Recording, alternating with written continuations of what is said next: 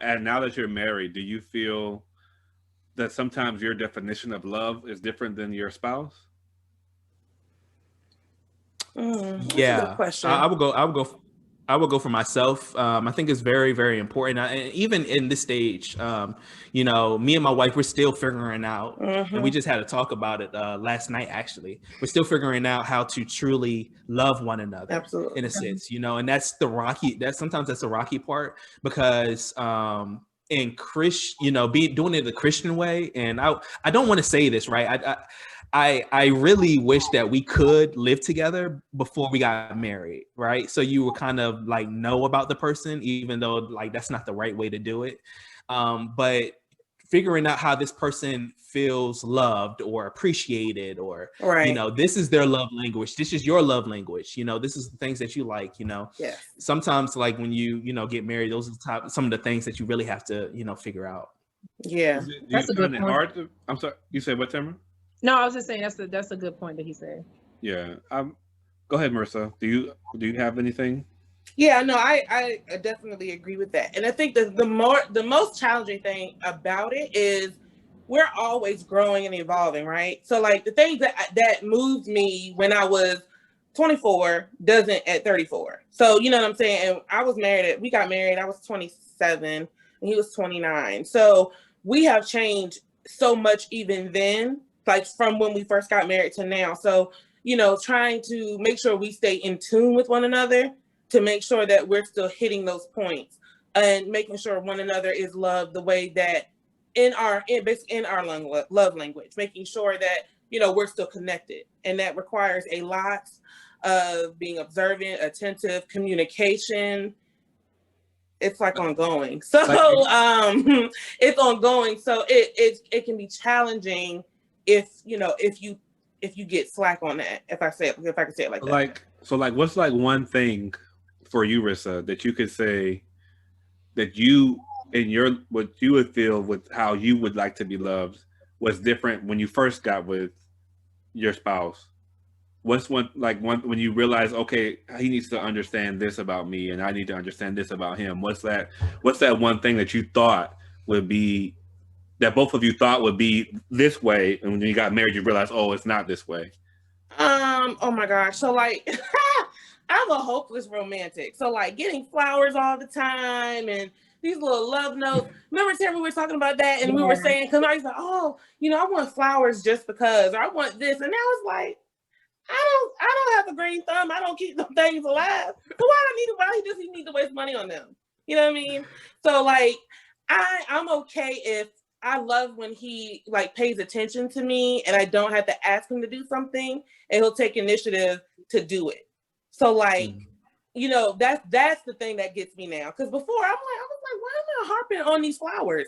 Remember, Yeah, Terry she was was like, why can't he just send me some random flowers? because like I see that stuff and I love that. Like I am the whole rose petals, candles. I love all that stuff, and I still do.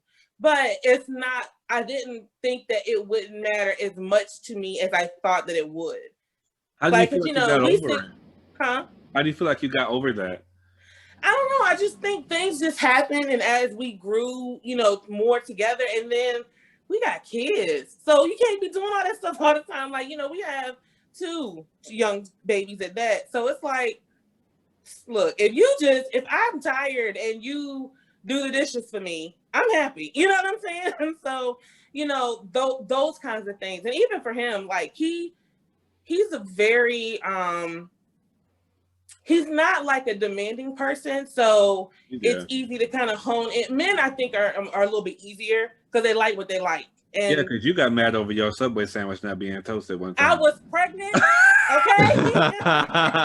He did, y'all. Lord have mercy. Y'all, We I was was like, Rissa, pregnant. are you Lord, Y'all are are you not gonna let okay? me live that down. Jesus. I was pregnant, okay? That was a completely separate and distinct isolated incident. But like it's easy to know, like my husband, he's a gadget person, so like I gifting him with certain things, and he loves cologne, so like gifting him with certain things that he liked just because, or making sure he gets some on a regular, that kind of thing. That is the thing that I know that keeps him happy with, and he's like, and we have regular check-ins to make sure, is there anything we can improve? Is there, what can we do differently? What can we do differently? Is there anything you would like more of? Is there anything that I need to improve on that you don't like? We have those conversations. So, and that's something honestly, I can't say that I've ever heard anybody. Honestly, I can't say that I've ever heard anybody do that. And I think that's good that that's a continual building. I mean, that's literally continually building on your relationship. So I think that's, honestly, I'm taking this note. That's very good. Yeah, I have never heard anybody say not perfect, and so you don't want to always think that what you do, you hitting it you 100%, and you just doing it, and your spouse is over here just miserable. So right. we and God has taught me that though, like he corrects me all the time, but like just making sure, like he'll like God will like, hey, you need to do this better. And then the things that my husband doesn't say, that's when the check-ins come. So it's good that you are open to that, because I think sometimes people on both sides, men and women, aren't open to hear. They'll just be like, oh, it can't be like that. They'll be like, they're not open to hearing the issues that are concerning to their spouse or their significant other. Yeah. And you have to be, because none of us are psychic, right? And if if you ask them, especially if you ask your significant other if they have issues and they tell you, and then you just, oh, it can't be like that, that don't make sense, right? Exactly. Like, you have to be open to know that you can't be perfect, and you can't be hitting every spot. I mean, hitting every, crossing every T and dotting every I all the time. Exactly. When people, I think we as people don't realize that people always evolve and change. Right. Their likes change, their dislikes change. So it's my like, best friend prepared me for that one. Shut up. Like,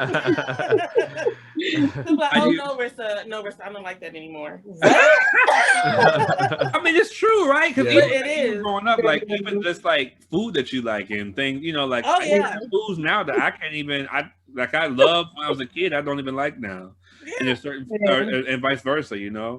Is there, how you wanna add into that, Levi, at all? What Marissa was talking about, the initial? No, I agree with everything that she said. One thing I do want to say, and I hope nobody gets offended by it, just from more so like a church perspective.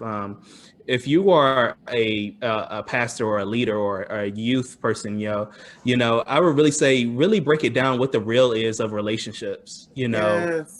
Because a lot of times things go astray because people, they have certain unrealistic expectations. Yes. They live in fairy tale land. That's it. And it's just not real. Yes.